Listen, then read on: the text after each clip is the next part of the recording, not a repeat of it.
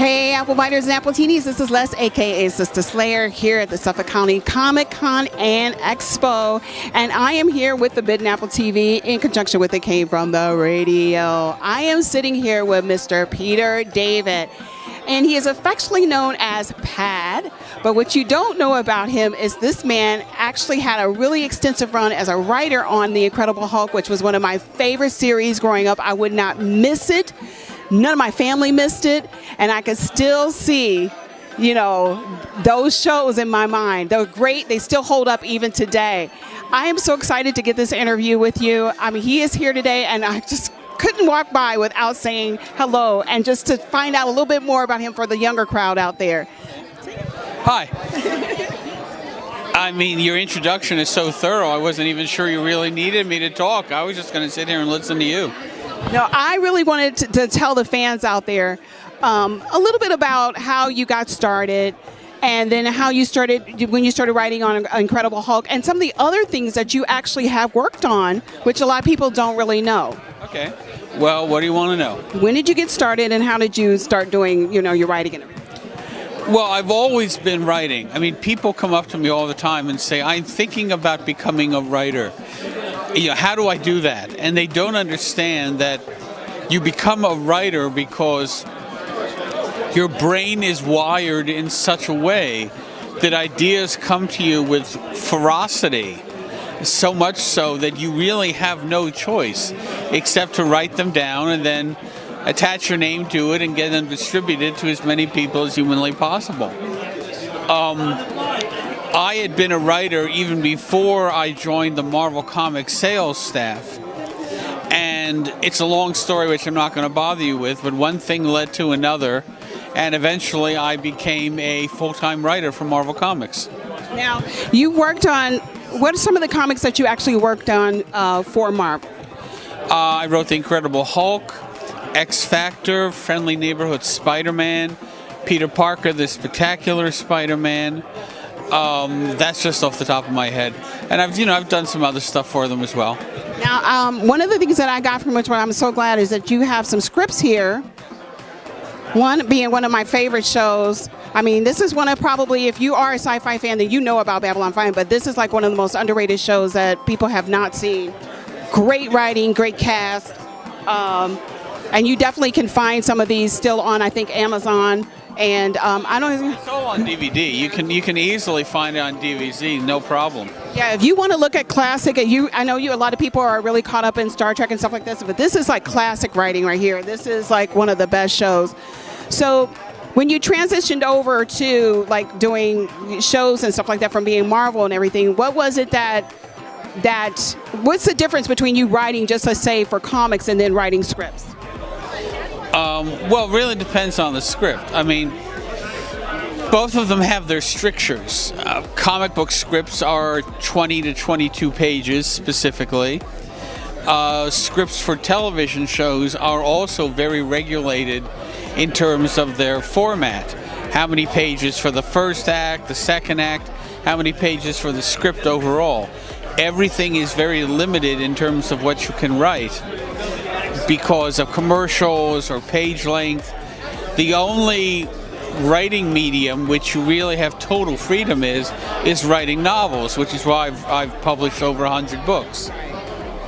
The books I see right here, Order of Chaos, this one right here, yeah, he's published this. So you really have control over this. You don't really have control over it when you're writing a script, you know. I have a large degree of control when writing comic book scripts. Editors usually let me get away with all sorts of things. I mean, for instance, in X-Factor 45, I had Richter and Shatterstar meet up for the first time in a while, and I thought, you know what? This is the 21st century. We've been hinting that they are gay for a couple of decades. Screw it. Let's just be out with it. And I had them kiss. And the internet erupted. And some people who were negative said that I had done it sensationally, to which I pointed out that it was panel 5 of a 6-panel page. So, no, not really very sensationalistic. And people ask me, did I have to fight for that? No, it sailed right through. I received no pushback from the editors at all. They let me get away with a lot. Wow, and then see, not only people can't say that they've had that much freedom in writing, especially something that would be considered a controversial subject, even though I've been hinting at that. I mean, back in the day, you would never imply anything like that, but now being in the 21st century, it is what it is. It is what it is, yeah. Well, I mean, the current generation really doesn't give a crap. My daughter has a number of out gay friends in high school. When I went to high school, if people thought you were gay, you would be mercilessly harassed. But nowadays it isn't. It's like now people are relieved that it's being exposed, and nobody cares. When you care about a character, in particular on any comic book, and people fall in love with comic book characters, they don't care about what happens. They may care about hoping that a relationship occurs, but they don't care. They only care about that character, and that's the most important thing. You won't, if you don't focus on that, you focus on the love of the character, it wouldn't matter to you. Yeah, absolutely. So now, what are you currently doing now? You know what I want to ask you, though? What is it about this particular Comic-Con that made you come to this one? Because I know that this is the first, it's the birth of a Comic-Con here in Suffolk County. What was it about this? It's 10 minutes from my house. Yeah. Yes, I mean, when something's that freaking close, you go, yeah, sure, okay. If I had to travel a few hours to it, I don't know if I would have for a one-day con, but I hop in the car, 10, 15 minutes later, I hop out, you know. And that's good. I'm glad you showed up then. I'm glad you're here for this. Well, they had a table and everything, so, you know. So what are you currently working on right now? I have some projects in Marvel that I can't tell anybody about because nothing's been signed off on yet. Wait. I have to say something about Marvel. I just did something. I'm not going to say what it is, but they are usually very, very intent about their non-disclosure clause. Anybody who's ever worked for Marvel knows about that non-disclosure clause. Tell me a little about, you said you had a funny story about that. Can you elaborate? Oh, sure. I was hired to do an adaptation of Tron. Not the remake, not the sequel, the original from 30 years ago. And they send me a non-disclosure agreement. And I'm going, you don't want me to reveal any plot elements about a movie that came out 30 years ago? And they insisted I sign the non-disclosure agreement.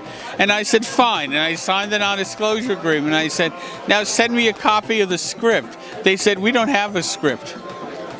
So I had to wind up buying it off of eBay. I bought a copy of the script that I signed a non-disclosure form over off of freaking eBay. Which people have access to. Hello.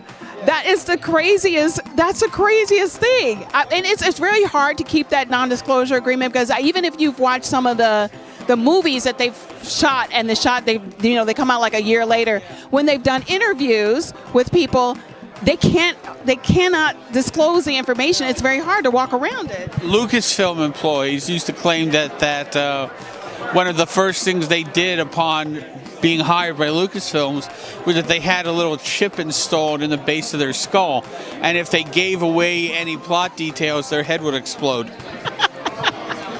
I love it. Okay, so tell me a little bit now, what are you currently doing so that we can find out more about this illustrious man he's a fabulous writer. Tell me a little bit more. Well, I wrote another episode for Young Justice, the new animated series that's going to be launching. I am actually working on a new original novel, which I haven't done in a little bit, called The Genealogist, about a woman who studies genies and all the living hell that results from that. Now that sounds good. I'm looking forward to reading that. The gens, right? Oh, and also I wrote a 24-page actually, Captain Picard story that's going to be published by IDW. When is that coming out? In a few months. Oh, I'm so on that. I'm a huge Captain Picard fan. Oh, yeah. A huge Star Trek fan all around, anything sci-fi. The artwork is being done by J.K. Woodward, who I teamed up with on Fallen Angel. You just keep popping out these shows that... See, that's why I had to have him tell you what he's worked on. This man has worked on a lot of stuff. It's amazing. how can we, as your fans, follow you on social media and all that? Well, I have my website, which is at peterdavid.net, and I'm on Twitter and Facebook. So I get around. You do. You do. A lot of people can say they don't have, they're not on social media, but you're on social media, and I think your fan base probably just generates itself. Oh, very much so. All right, guys.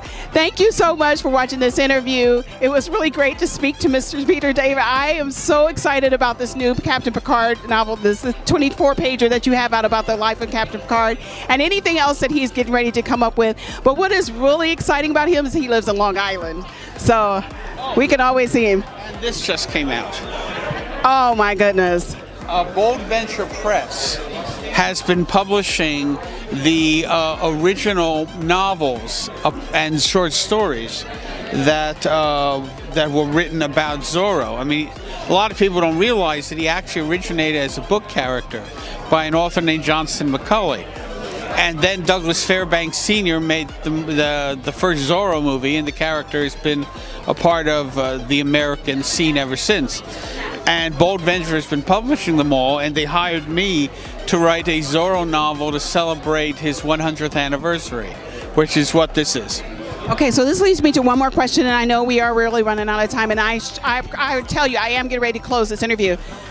You've written so many characters. How do you get into the psyche of each of these characters? They're all extensions of me to some degree. They're all broken down through my personality and interpreted through my point of view. So it's really very easy to get into the characters' heads. Well, that's all it takes then if you want to be a writer, is everything is an extension of yourself, and you have to be an interesting person in order to write for all these characters, which he is. All right, guys, please follow Mr. Peter David. Increase that fan base, because it obviously increases organically. And make sure that you continue to follow him and lift him up, shout outs, and, look at some of his older work, and give him some props. All right, take care. Thank you.